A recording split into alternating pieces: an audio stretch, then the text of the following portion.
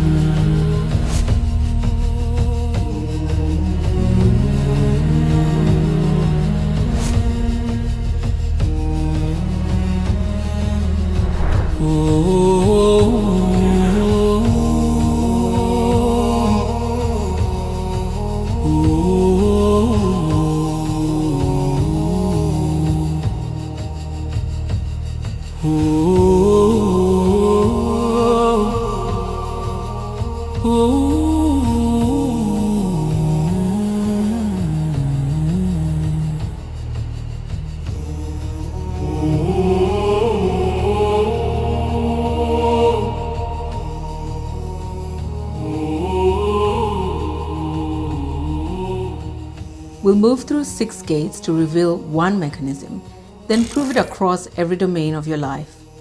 We will then connect that mechanism to scripture, manifestation principles, and the physics and mathematics underneath it, so you can see it as one pattern. By the end, you won't just believe, you'll know how to use the pattern on purpose. Welcome to ANZA.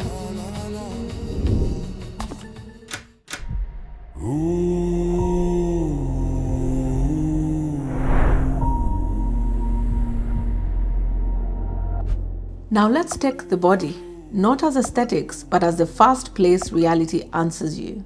Because your body is your container. It's how you move through life, how you show up, how you carry stress, hope, discipline, and desire. You can feel the change you want. You can see it in your mind. You've tried the plans, the routines, the new me resets. Some days you do everything right and still nothing seems to shift. New intention, same ending. So here is the real question. Why does your reality move in slow motion, if it moves at all, when your vision feels so clear? This isn't about vanity. It's about the ache of living inside a life that doesn't yet match what you've seen. The ache of being ready internally while your outer world keeps giving you the old version. And when that happens, you start turning it into a verdict. Undisciplined, inconsistent, or maybe it isn't for me. But what if you're not missing effort? What if you're missing the mechanism?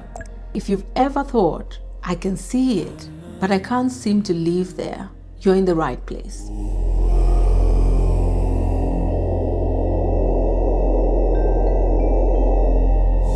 If there's one thing I want you to take from gate 1, it is this. You're not failing. You're reading the wrong signal. Your system isn't ignoring you. It's obeying something. So we're not going to turn it into a character flaw. We're going to turn it into a pattern you can finally see. And once you can see the pattern, you can walk it. We're going to understand it, respect it, and use its laws on purpose. That's how this becomes a method, not a mood. Your nervous system doesn't follow desire, it follows safety. So if the new you still feels unsafe, your system will keep pulling you back to what's familiar. Cue gate 2.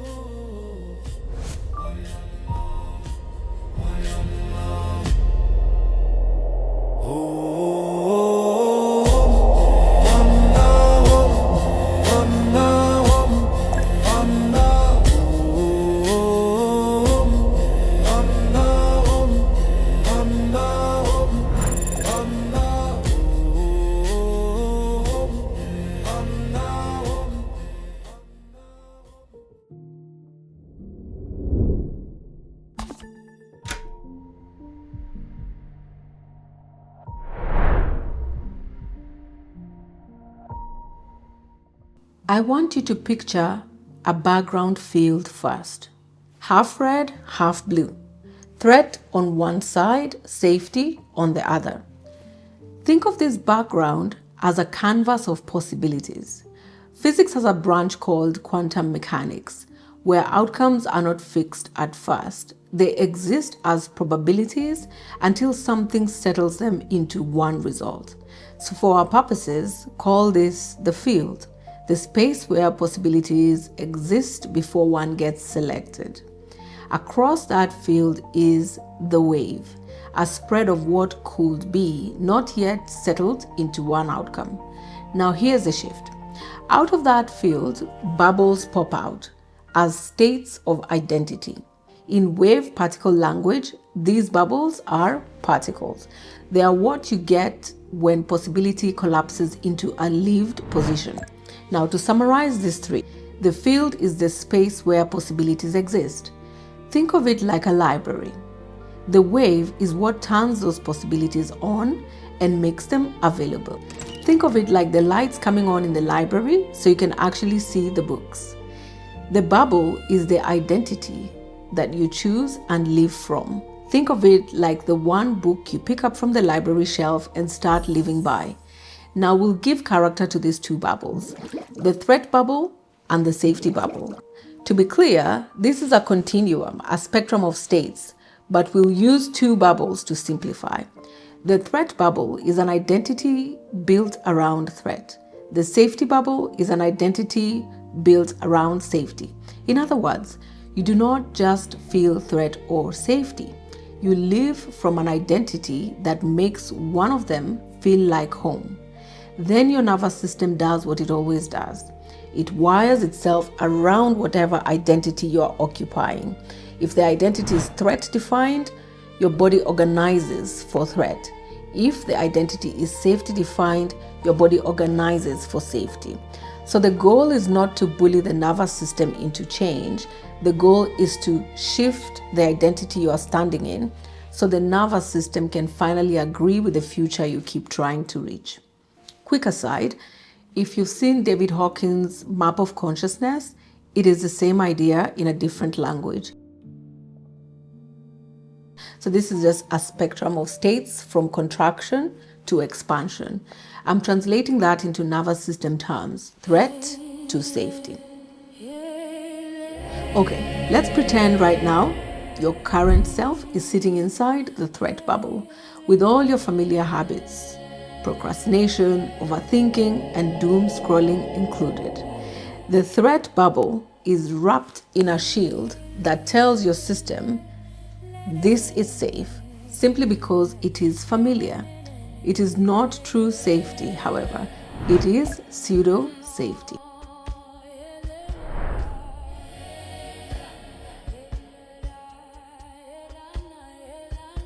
In the distance is the safety bubble.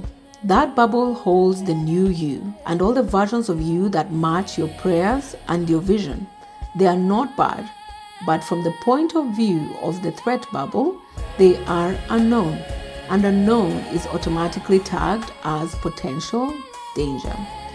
This is why new habits feel so uncomfortable.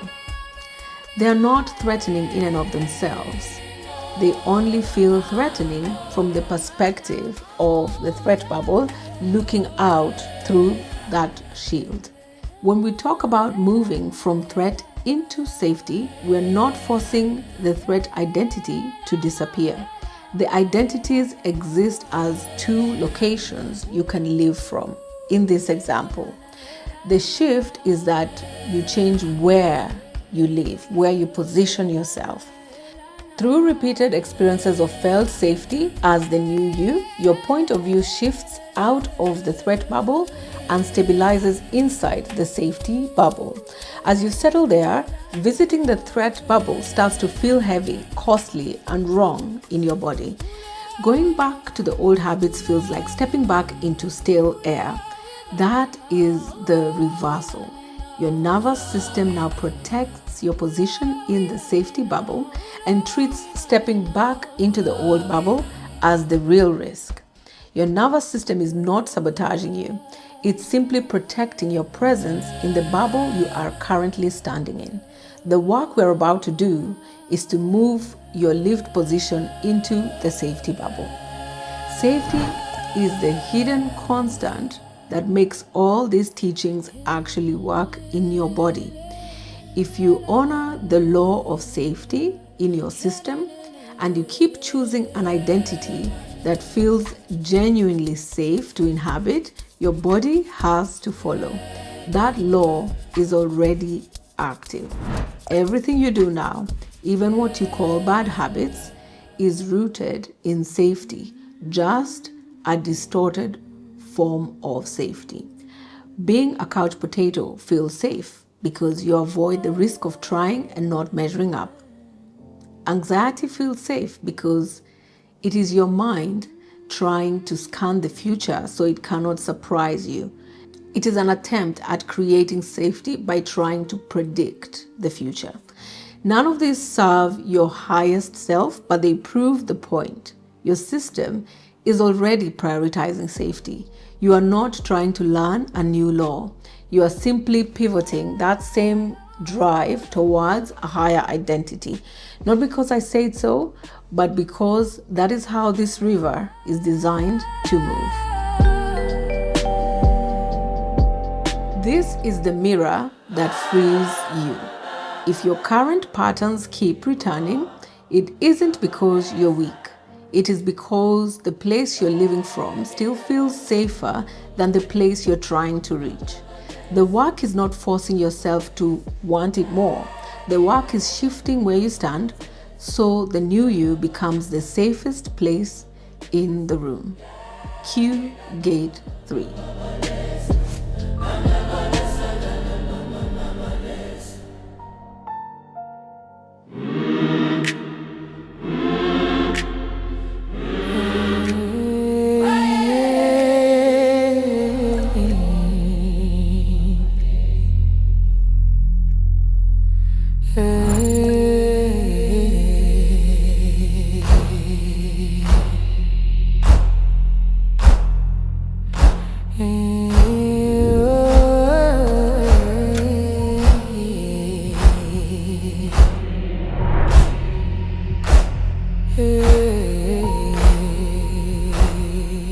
Let's unpack why your system keeps returning you to what feels safe, even when it no longer matches who you know yourself to be.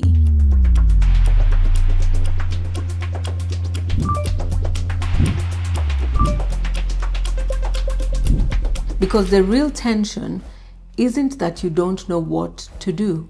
It is that your system keeps returning you to the version of you that you've outgrown. And here's the rub.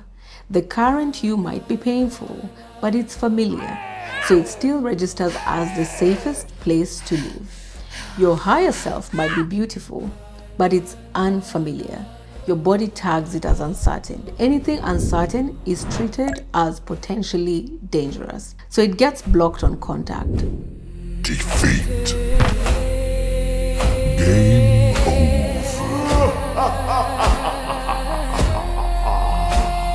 Until you can prove that it is safe to inhabit in the body. And that is precisely when the shift happens.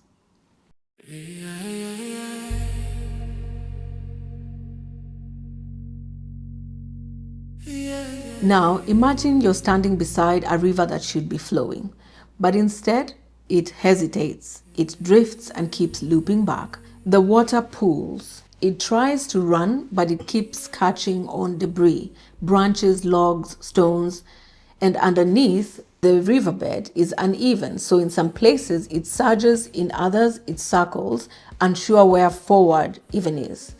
Let's look at the metaphor ingredients.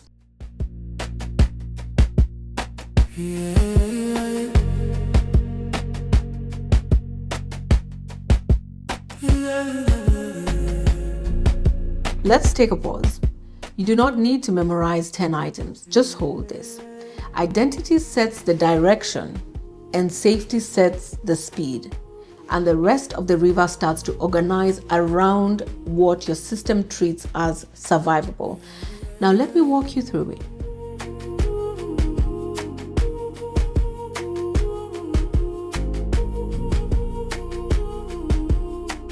The water is your living identity, your identity in motion, and every identity comes with a felt state, like the water's temperature and turbulence. An identity is what you select. Your subconscious is the operating system that boots it, runs it, and keeps it running in the background. So the real question is not, do I want this identity? It is my system running this identity as safe enough to keep online? In the short run, it tends to take the shape of the riverbed that it is flowing over.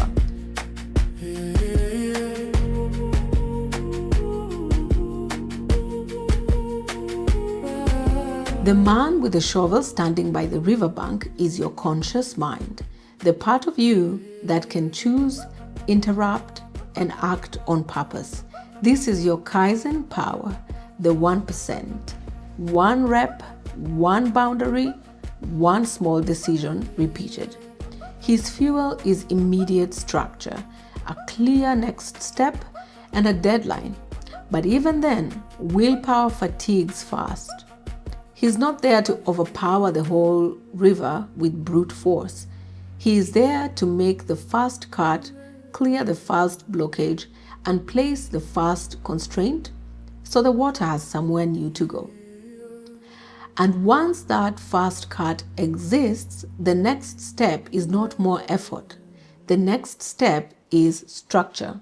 So stronger banks, a cleaner terrain, and tighter gates, so the river keeps flowing in the new direction without having to fight it every day. Conscious control can steer, but it is capacity limited and state dependent, which is why lasting change has to be transferred into the automatic systems. Willpower works, but it doesn't scale. Systems do.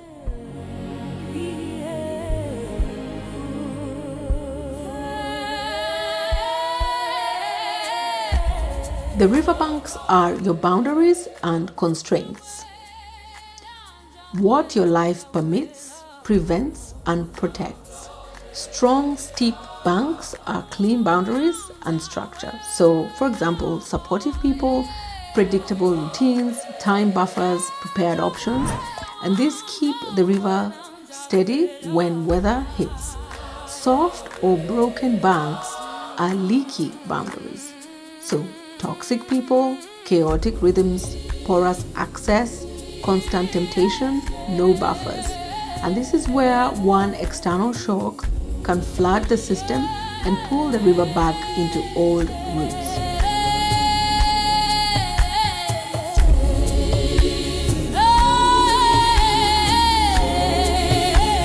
The terrain is everything around your river. Your environment, so home, work rhythm, social circle, culture. This is the context your system is constantly responding to. The terrain feeds the river with cues all day long. What feels normal, what feels rewarding, what feels risky, what gets repeated. Environment can influence identity and vice versa. A horse, for example, can trample a riverbank and the river reroutes instantly. That's environment changing identity fast. But water can also wear down rock inch by inch until the bank moves. That's identity changing environment through repetition. One is sudden, the other is accumulation.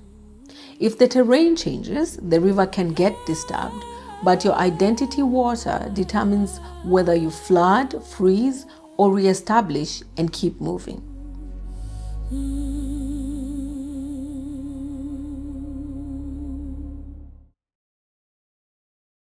Hidden along the river are gates, channel locks, and sluices.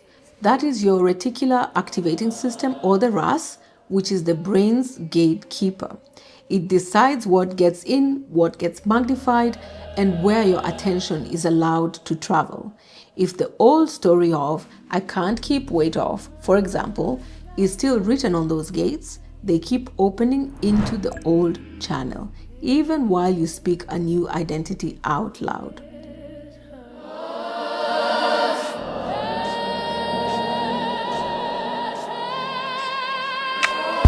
Lying in that riverbed is the debris, your visible patterns and coping moves. The texts you keep rereading but never answer, the tasks you keep postponing, the doom scrolling, the over-explaining, the I'll start on Monday, the money avoidance, the half-finished projects, the situationships you keep tolerating because they are familiar. They look like separate problems, but they are surface clutter that collected around the same underlying map. Whatever your system has learned is safe enough to repeat.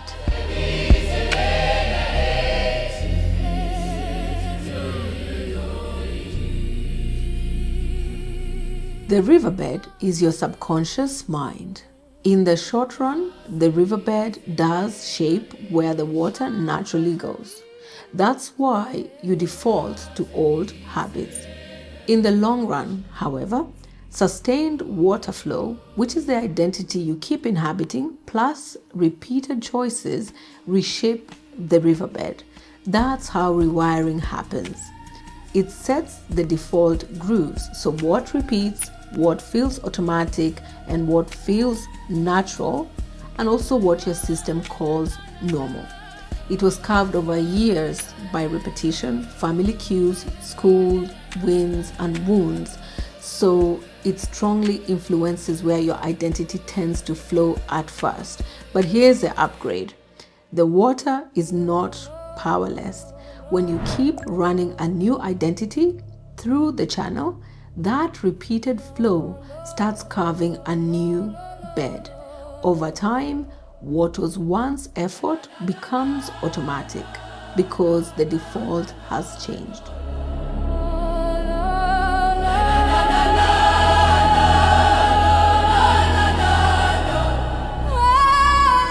The flow rate of the water is your rate of change. So when the channel is clear and aligned, the current is strong. Change feels effortless and fast. When the channel is shallow, bent, or blocked, the current slows. It stalls or it even reverses. That's why you can sprint towards your goal for 5 days and then snap back in one weekend. The riverbed still prefers the old direction, so the water simply carries you home.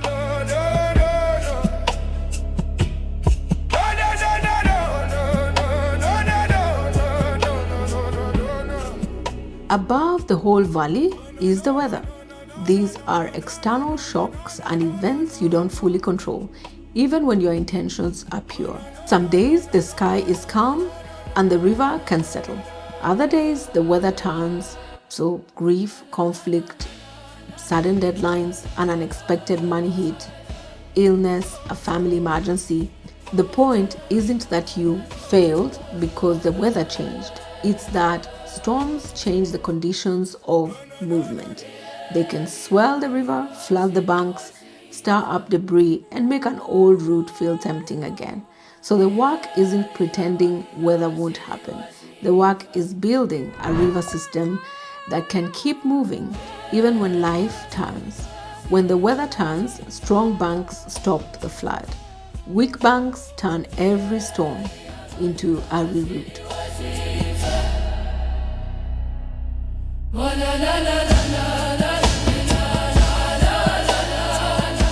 And far downstream is the destination, your vision, not a fantasy avatar, but the coastline your life will eventually carve if the riverbed, the weather, the gates, and the environment stay aligned long enough. When your progress collapses after a few days, it's not a willpower issue, it's a systems issue. ANZA shows you what you can directly change, what you can't control, and how to shift the levers that actually move the river. So your life starts flowing toward the vision you already see. This is why results can feel slow even when you're doing everything right. The deeper pattern hasn't updated yet, and outcomes don't follow effort alone, they follow identity. Let's take a real life example. You decide to live as someone who trains and eats clean, not as a goal, but as who you are. That's the water. Then you take small, shovel actions. You book 2 gym slots, you prepare a simple meal, set a bedtime alarm. You build banks, so you protect a training window, you stop buying trigger snacks, you keep weeknights low drama. You shape the terrain, so you lay out your gym clothes, you plan weekends so they don't erase your weekdays. You open gates so your attention starts spotting what matches this life in terms of people, places, content, and routines. Debris loosens, so less doom scrolling, fewer I'll start Monday spirals because it fits you less.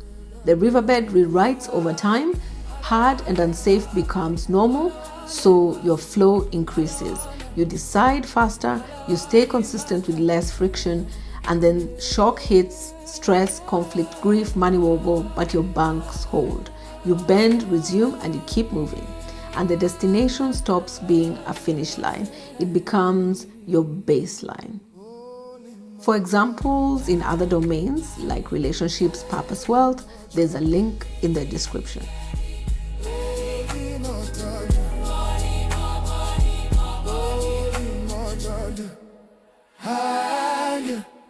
Now you can see why this metaphor matters. If you try to change the water without reshaping the riverbed, you keep getting the same drift, the same loops, the same flood and drought cycle. But when you can see what's under the water, you stop fighting yourself. You stop moralizing your habits. You work with the system. And once you can see the system, you can reshape it.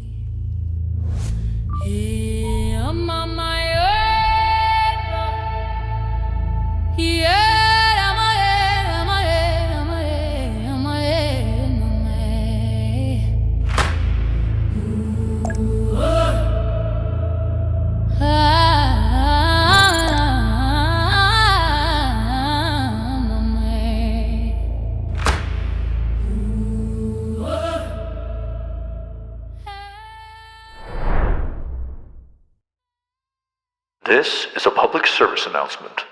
Affirmative. Merging.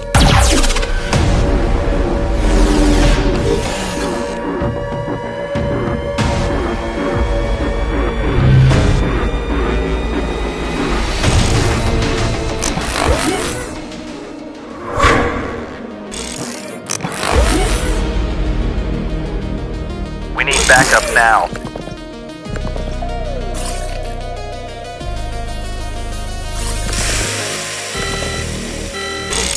Connection terminated.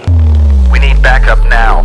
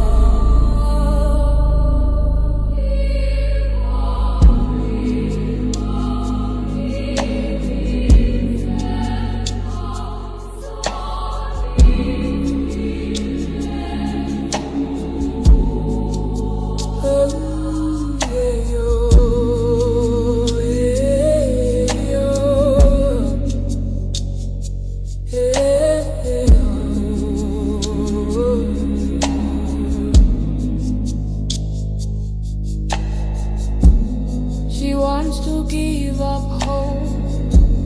She wants to give up hope.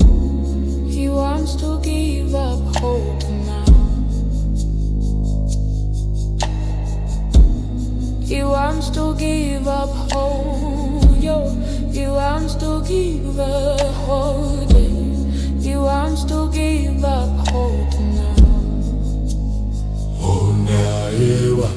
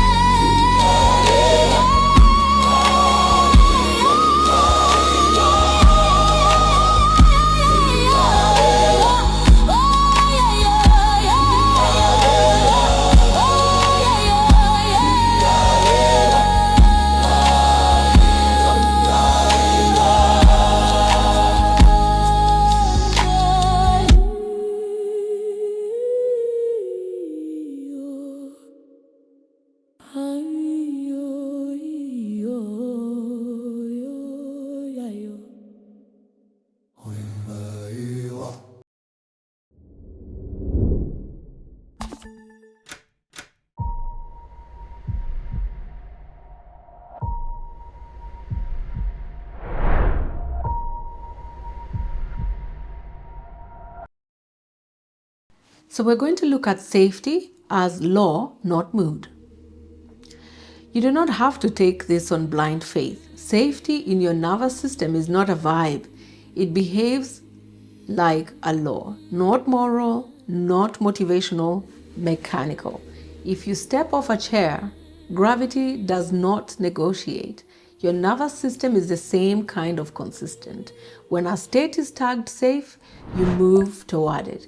When a state is tagged unsafe, you pull away.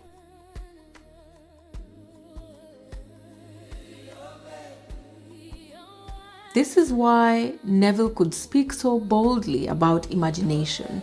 Neville said, "Occupy the end scene until it feels real." His mentor, Abdullah, made that brutally practical. He guarded the line. You probably know the story. Neville wanted to travel from New York to Barbados with no clear way to afford it. Abdullah, his mentor, told him to go to sleep each night as if he was already in his family home in Barbados, and to walk through his days as a man who had already arrived. Weeks passed, nothing seemed to be happening, and Neville went back to Abdullah to say, "It is almost Christmas, I am still in New York." Abdullah refused to entertain that panic. He would not reopen the subject. He basically said, "We will not discuss this again. You are already in Barbados."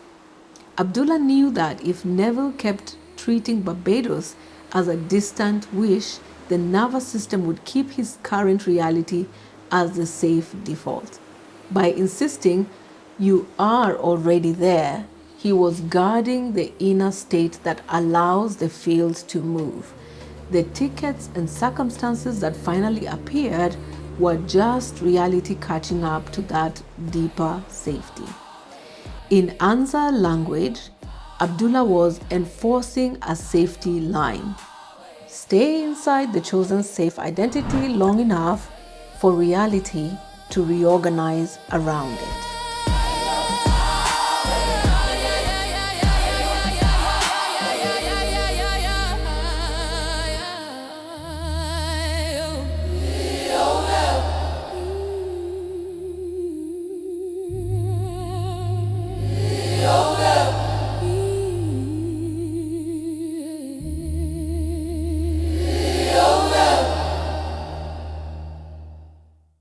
Let me show you the same idea in math 3 ways.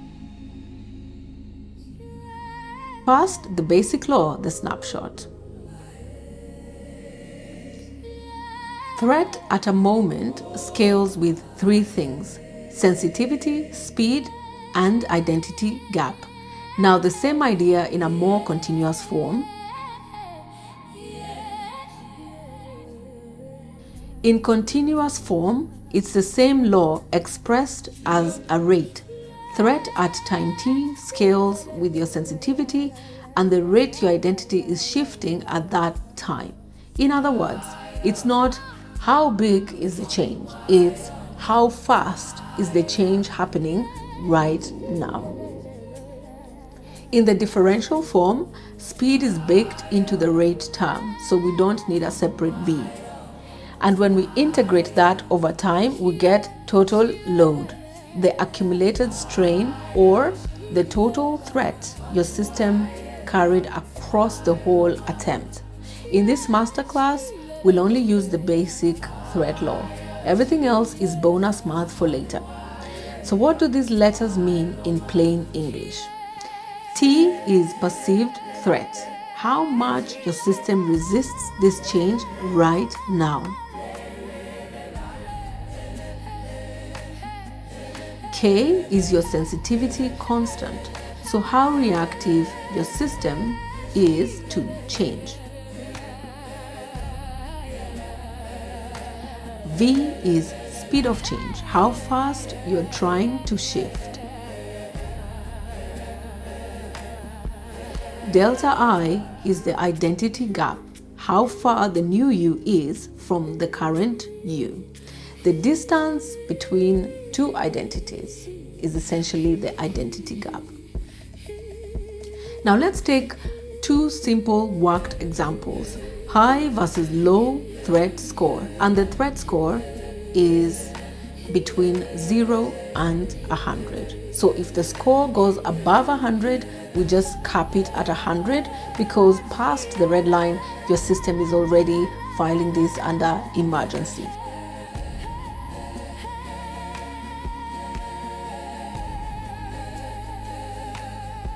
Take example 1. Let's say your sensitivity is 4 out of 10. That means change registers loudly, even when you're trying to do the right thing. Your speed is 3 out of 10, not bad at all. You're not going full throttle. But your identity gap is, let's say, 5 out of 10. That's a big jump. So your threat score is 4 times 3 times 5, which is 60. Now we read this as 60 out of 100. That's why it feels urgent and unsafe, not because you're lazy, but because the jump is too large for the system you're asking to carry it. Let's take a second example. Now, we'll focus on the sensitivity system on purpose. Let's pretend your sensitivity is 9 out of 10. If your sensitivity is 9 out of 10, you don't argue with it.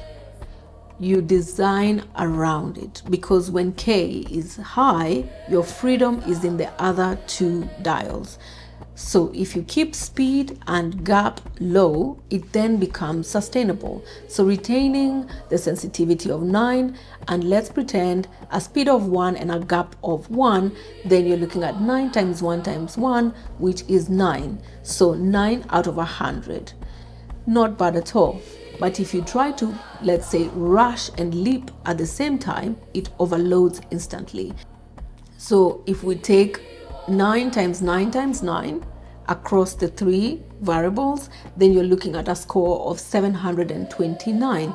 And because this is capped at 100 out of 100, you then see that the system moves into emergency mode immediately. And that's the burst, the crash, and the return. So if you're high sensitivity, the move is never push harder. The move is to keep the speed and the identity jumps small enough that your system never calls it an emergency. And this is what I'm advocating for. Do not fight your biology. Lower T, lower threat. You lower T by doing one of three things. You can reduce the speed, so this then slows the pace of change. You can reduce the delta I, which is the identity gap, so you don't jump to the highest identity first. You step into the nearest believable version, and then the next, and then the next. You can also reduce K by building safety through proof and predictability. And when T stays low, the total load stays low, which is why the change becomes sustainable. This is a teaching model, so the goal isn't the exact number, it is the direction of travel.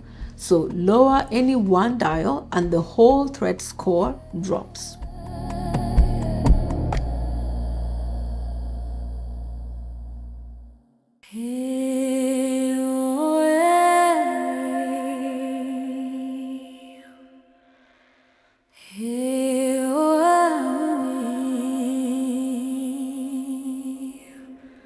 For those of you who think in physics, there's another way to see this. In quantum mechanics, there is this strange behavior where two particles can be linked so that a change in one is reflected in the other instantaneously, no matter how far apart they are. This is called quantum entanglement. I am not saying your life is literally quantum. I'm saying the pattern is similar. Think of your identity and your visible reality like entangled partners. Change the internal state consistently and the external state has to catch up even if it lags in time. Selection is fast, it is instantaneous. playback is slower.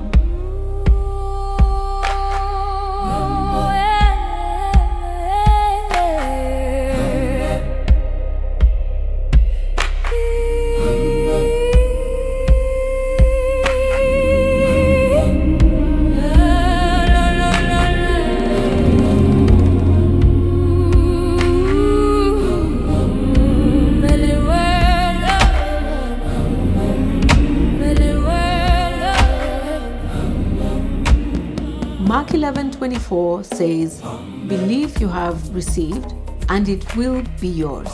The receiving happens at the moment of belief. The delay is the human system catching up. This is why safety is non-negotiable. James 1:68 warns about double-mindedness. In ANZA language, that is flicker. You select, then you unselect. Safety is what stops the flicker. You enter the end scene, accept it as final, and refuse to reopen the question, not from force, but from rest, from feeling safe. This is what is called faith. Absolute, unwavering safety.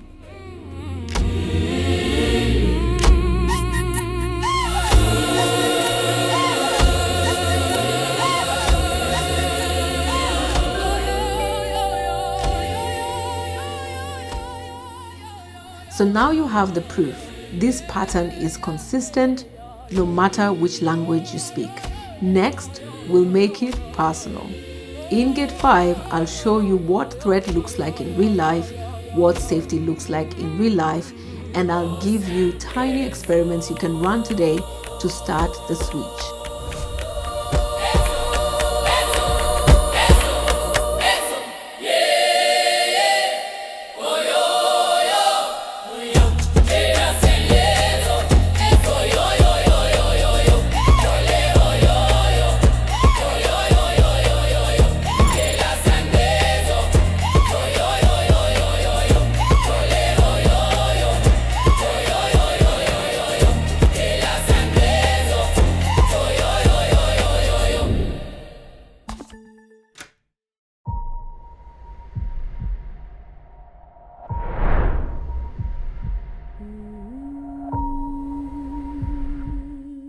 The litmus test. I want to answer the quiet question. How do I know this will actually work for me? So we're going to test it in real time, not with a big transformation plan, but with 4 tiny tests. These are not discipline challenges. They are nervous system experiments. Your only job is to notice this. When you make the new state even 1% safer, the next right action gets easier. That becomes your litmus test. Not my words, your own system.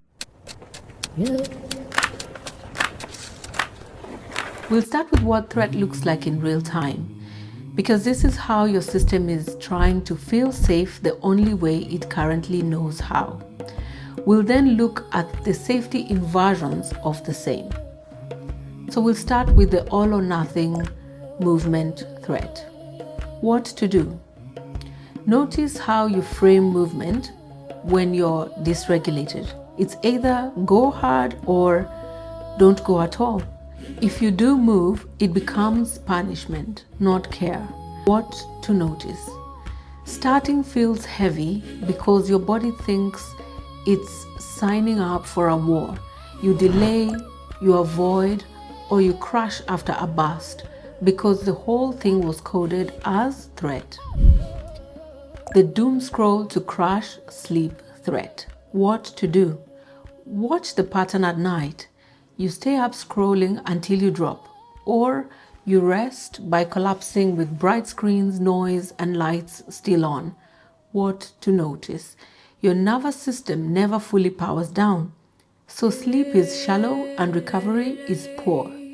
Tomorrow starts with less capacity, which makes everything feel harder and more urgent. The comfort or control eating threat. What to do? Notice the swing. Either convenience and comfort food to self-soothe, or rigid food rules loaded with guilt and "I've blown it." What to notice? Food stops being nourishment and becomes emotional regulation or self-control theater. That tension makes your cravings louder and your decisions more reactive. The attack voice self-talk threat. What to do? Catch the default script. I'm lazy. I'm hopeless. Then the follow-up, using criticism as motivation to try to force change. What to notice? Your body tightens, your energy drops, and you start avoiding the very actions you need. The attack voice creates threat, and threat collapses consistency. So that's the threat pattern.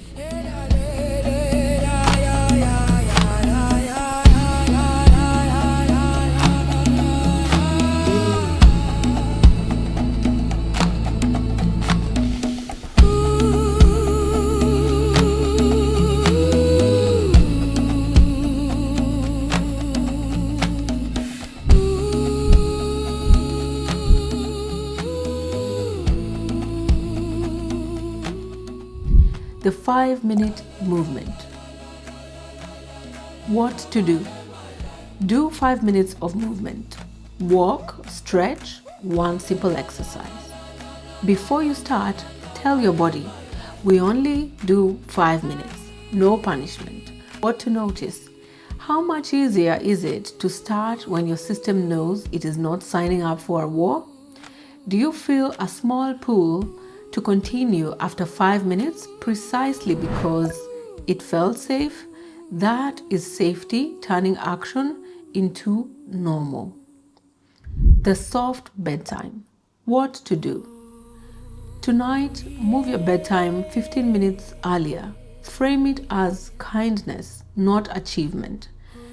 Tell your body, we're doing this so you can rest. No scrolling in bed, dim light, quiet, sleep when it comes. What to notice? Does your system resist less than it does with a 1-hour overhaul? Do you feel slightly more willing because it feels smaller and safer?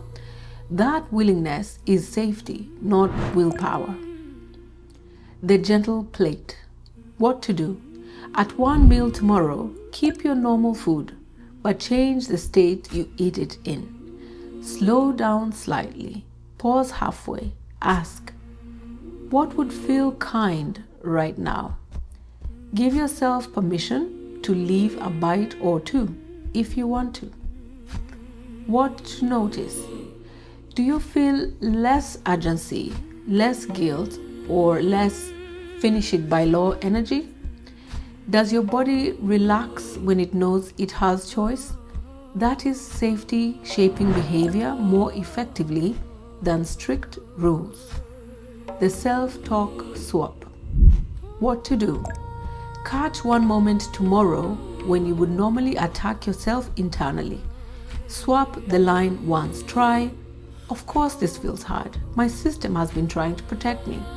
Keep it simple. One swap. What to notice? Does your chest, throat, or belly soften even slightly after the new line? That softness is your nervous system registering less threat, not positive thinking.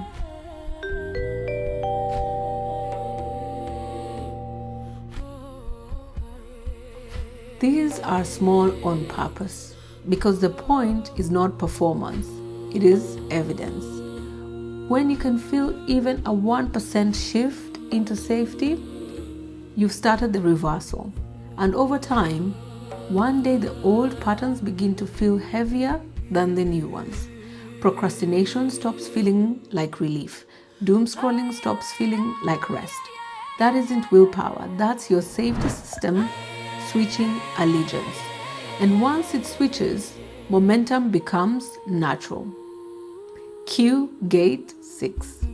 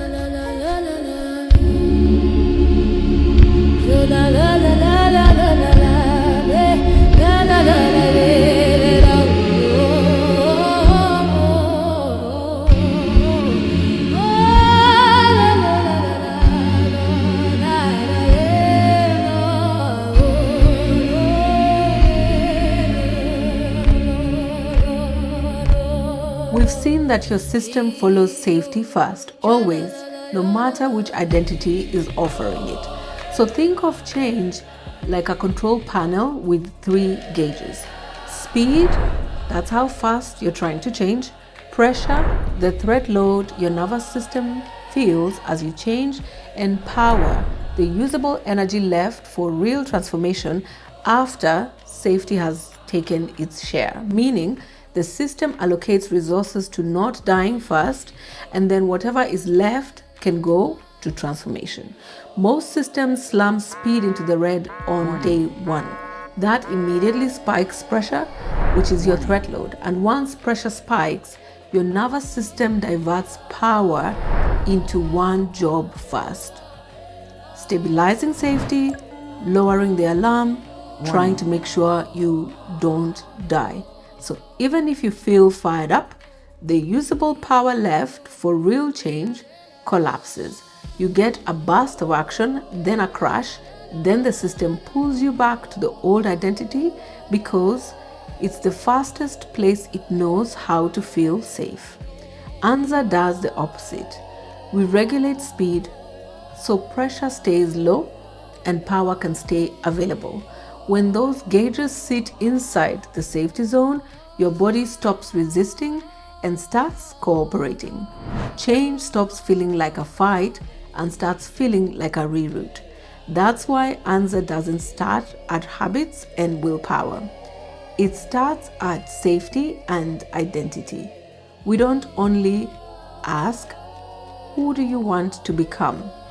We ask, how do we make that self feel safe enough to inhabit?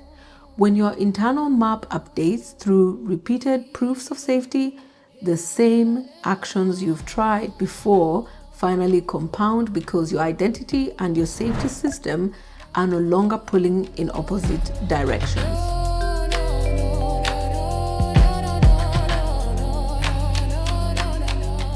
This is the ANZA method in one line. We don't rely on motivation, we reduce threat. We don't start at habits, we start at safety. Safety is what decides what becomes sustainable. Body is where we applied it first. Next, we move to mind, because once the river starts to shift, your thoughts will try to fog the path, and we're not going to let them. And I'll leave you with a question. What would change right now if you stopped demanding transformation and started designing safety? See you at the next one.